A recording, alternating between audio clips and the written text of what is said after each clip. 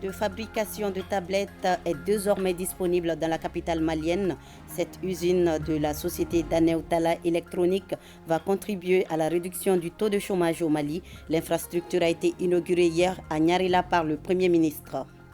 Et puis nous allons voir dans ce journal cette opération de grande envergure menée par nos forces de défense et de sécurité qui a permis de relever le défi sécuritaire de la Biennale artistique et culturelle de Mopti.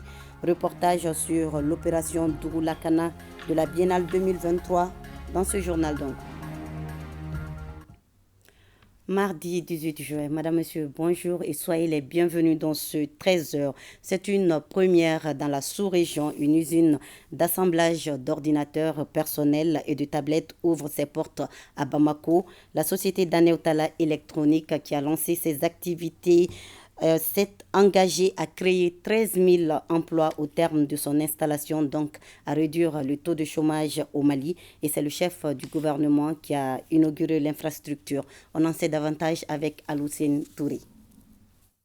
Dans le quartier Nyarela, en commune 2 du district de Bamako, l'usine d'assemblage Daneutala Electronics est une initiative conjointe d'un jeune opérateur économique malien, Modibo Talla, et son associé français Renaud Amiel.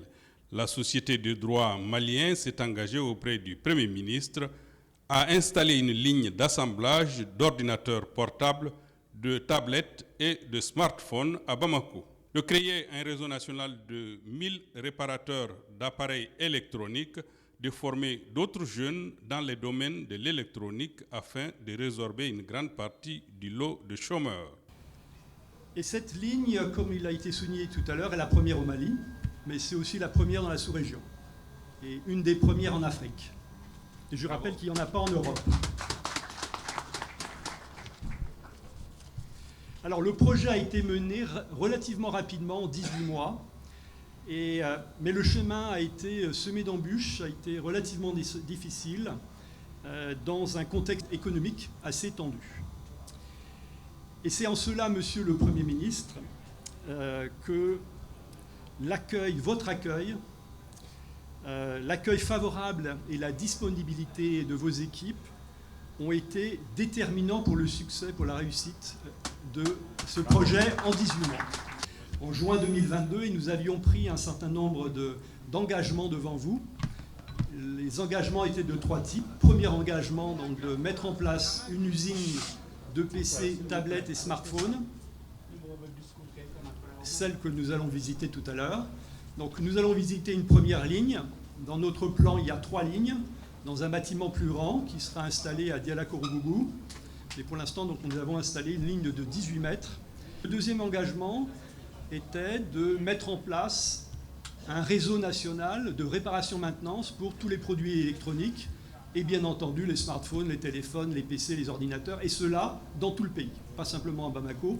Il faut que ça couvre tout le pays pour qu'on puisse garantir une réactivité de 24 heures dans tout le pays pour la réparation de ces produits électroniques.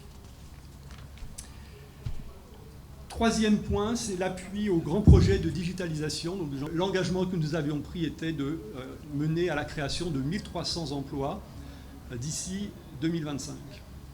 L'entreprise ne s'arrête pas en si bon chemin et compte mener d'autres projets au Mali. Perspective sur ce qui va se passer pour le CEDEX d'ici la fin de l'année. Donc nous démarrons une seconde formation qui est le diagnostic automobile numérique. Et au 4e trimestre, nous aurons donc 2 premières classes de 25 élèves, de 25 jeunes qui suivront cette formation. Et enfin, nous préparons, donc ça c'est un très gros projet de digitalisation, nous préparons pour la fin de l'année un projet de digitalisation des coopératives dans la filière carité. Et nous allons réaliser un premier pilote avec 2 unions de coopératives, à peu près 80 coopératives, 2800 membres, exclusivement des femmes, dans la région de Ségou. L'usine Daneutala Électronique vient à point nommé et s'inscrit parfaitement dans la politique nationale de formation et d'emploi, dira le Premier ministre, qui se félicite de l'initiative et du courage des investisseurs dans un contexte aussi difficile que celui du Mali.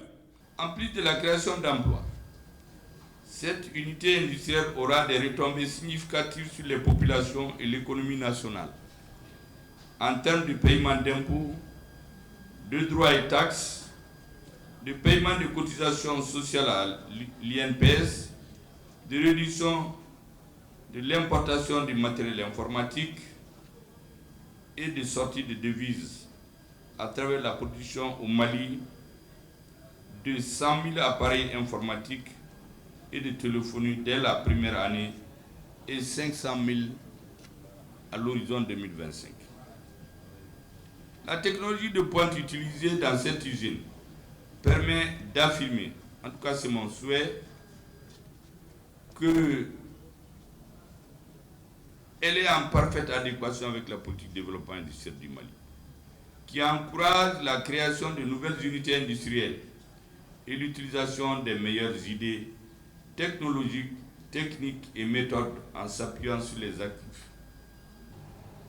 Et c'est l'occasion d'inviter solennellement les responsables de la nouvelle entreprise à veiller au respect strict des textes en matière de protection des travailleurs et de l'environnement.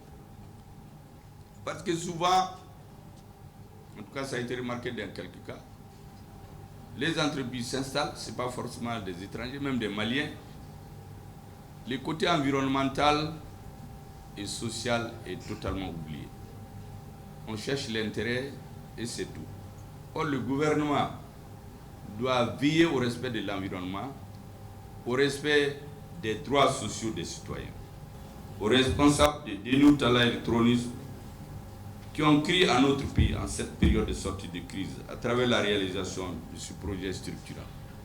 En d'autres temps, on dirait le pays est instable, il y a la guerre, il n'y a pas la démocratie, ils n'ont pas fait les élections dont je viens de vous parler. Donc, attendons de voir. Eux, ils ont décidé de prendre le risque. Les amis, j'ai l'habitude de le dire, c'est comme des étoiles. On les voit dans l'obscurité. Aujourd'hui, certains pensent que tout est noir autour du Mali. Ceux qui viennent aujourd'hui à nos côtés nous aident à sortir de cette obscurité. Ce sont nos amis. Et nous avons l'obligation de les aider et de les appuyer. C'est pourquoi je donne cette instruction au gouvernement. Le chef du gouvernement a instruit aux ministres concernés par le projet d'assister les responsables du projet dans leurs différentes démarches.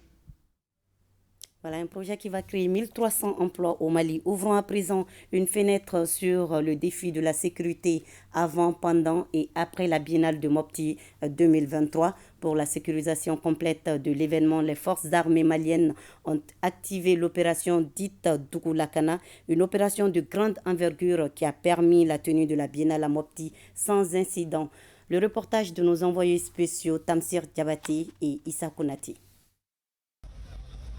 La Biennale Mopti 2023, entre le doute et le scepticisme, c'est l'optimisme qui a enfin pris le dessus. Cela grâce au dispositif sécuritaire mûri et réfléchi par les forces armées maliennes, avant, pendant et même après la Biennale.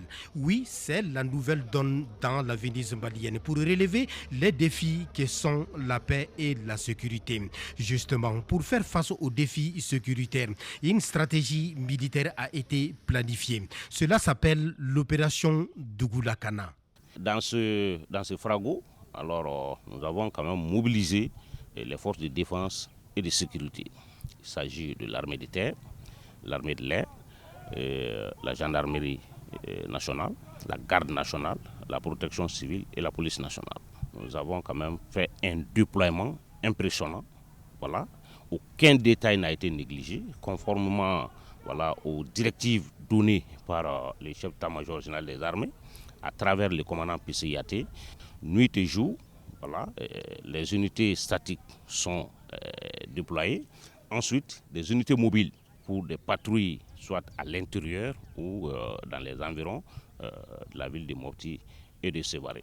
Et cette opération se veut tactique et offensive pendant les périodes dites vulnérables comme la Biennale artistique et culturelle qui a regroupé tout le Mali à Mopti pendant 2 semaines. Le déploiement est effectif depuis le point de départ jusqu'à arriver à Mopti. Et maintenant, arrivé à Mopti, le plan de Mopti est intégré dans ce plan global qui eux, dans leur opération routinière de Dougou-Lakana, ont pris en compte toute la situation sécuritaire des troupes sur leurs sites d'hébergement, les sites de manifestation, les salles de théâtre. Et depuis le camp Amadoun Bokar Bari d'Ibalobon, le maître mot s'appelle la vigilance et la rigueur avant le déploiement des hommes sur le terrain. Il s'agit pour vous, premier échelon, à partir de Mopti, contrôler les différents nœuds routiers, voilà, et filtrer les entrées au niveau de la ville de Mopti. Donc quant au deuxième échelon, il s'agit pour vous, en coordination avec les forces de sécurité au niveau de la salle Sori Bamba, voilà, donc de filtrer les entrées et puis de bloquer tous ceux qui vont tenter de forcer les entrées.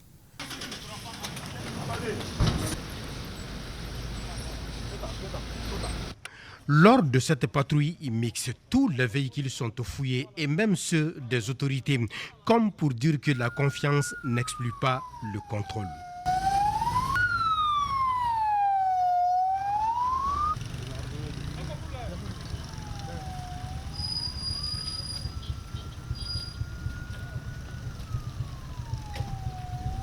Et la nuit aura été longue pour ces hommes qui s'apprêtent à sortir pour un autre défi.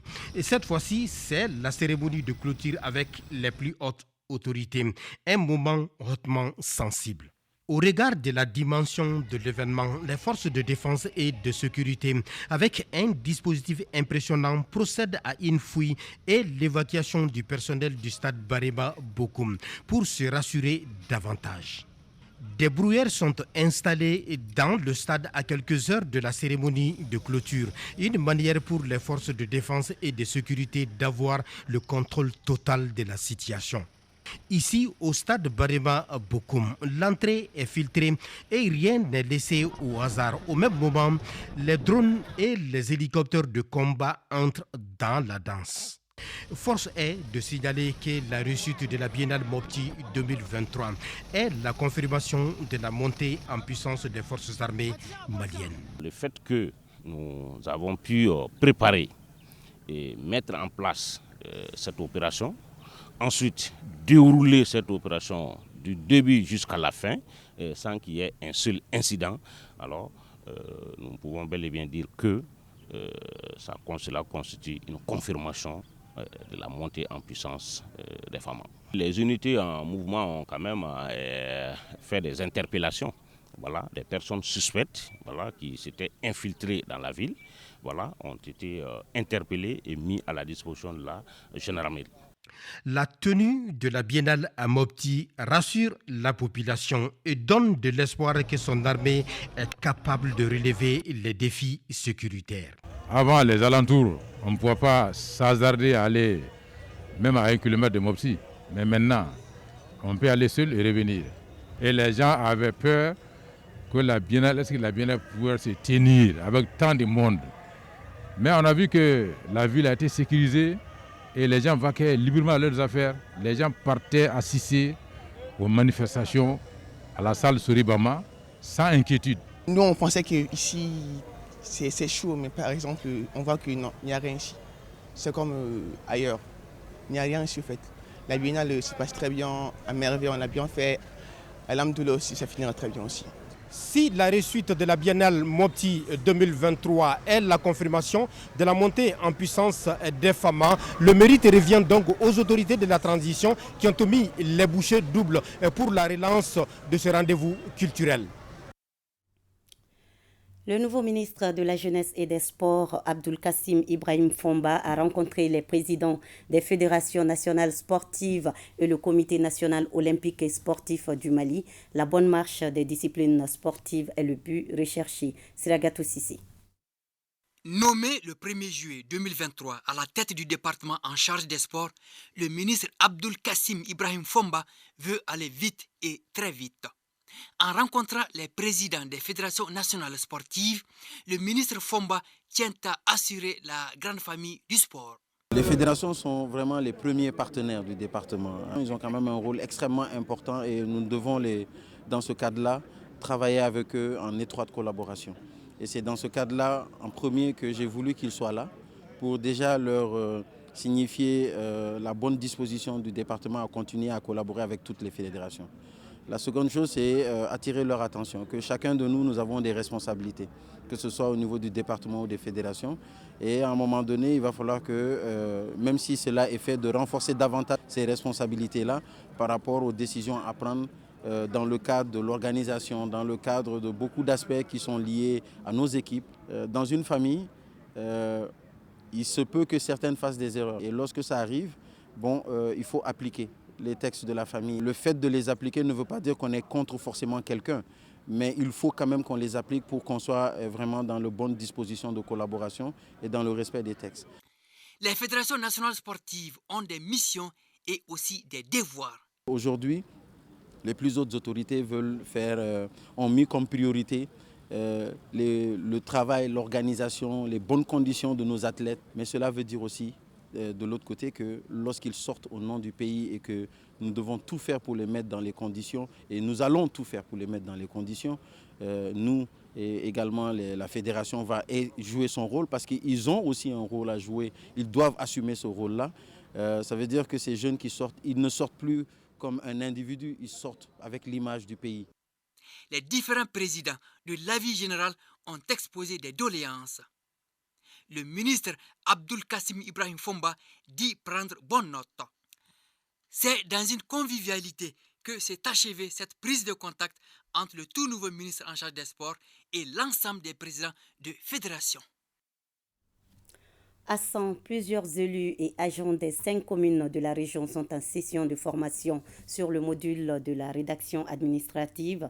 C'est le fruit d'un partenariat entre le Centre de formation des collectivités territoriales et le PEDRIAS, projet de déploiement des ressources de l'État pour l'amélioration des services et riposte locale à la COVID-19. Durant 3 jours, donc, les participants seront mieux préparés à relever les défis liés à la rédaction des documents administratifs. Drissa Kodi. Cette session de formation est destinée aux maires, secrétaires généraux, agents d'état civil et chargés d'archivage des communes de San, Da, Somo, Si et Teneni.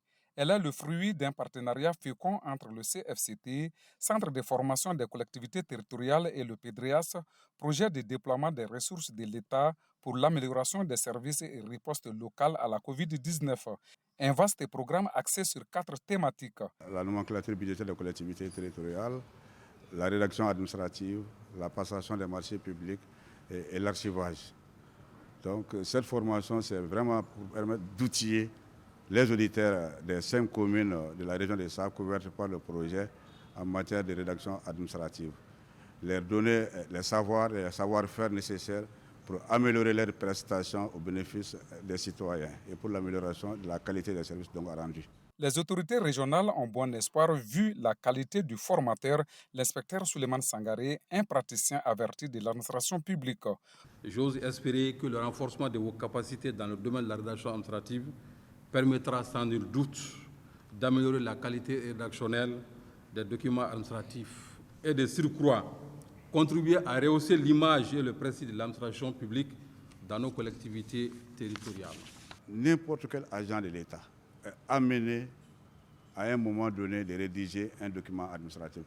Ce document peut être une lettre, ça peut être un autre document, un bordereau, une note de service, un rapport. Et tous ces documents ont des exigences de forme et des exigences de contenu. La session dure 3 jours. Les prestations de l'émission télé-réalité d'Olocroix se passent au Palais de la Culture Amadou Ampateba. Le premier prime, c'était samedi dernier. Cette année, 15 candidats sont en compétition, dont les représentants de 8 régions. Dossé Babadiara était présent pour nous. Suivons. Favoriser un brassage culturel et aider les jeunes talents à devenir des professionnels dans leur domaine. C'est l'option de l'émission de divertissement musical d'Olocroix ou la Nouvelle Étoile. Pour cette 6e édition qui a déjà donné son coup d'envoi, c'est le début des primes. Le déroulement de l'émission, c'est que cette année, comme ils sont au nombre de 15, donc ils vont sortir chaque semaine. Chaque semaine, il y a un candidat qui sera éliminé. D'habitude, au fait, les autres années précédentes, c'était pas comme ça. Ils étaient juste 8. Donc même s'ils étaient éliminés, nous les gardions à l'internat pour qu'ils continuent à prendre des cours cours de chant avec les professeurs. Mais cette année, ce n'est pas possible. Nous avons décidé vraiment d'accompagner les éliminés chez eux. Chacun des candidats essaie d'émerveiller tour à tour le public avec des imitations d'un artiste chanteur de son choix en live soutenu par des orchestres. L'évaluation est faite après les passages. Il y a 3 critères.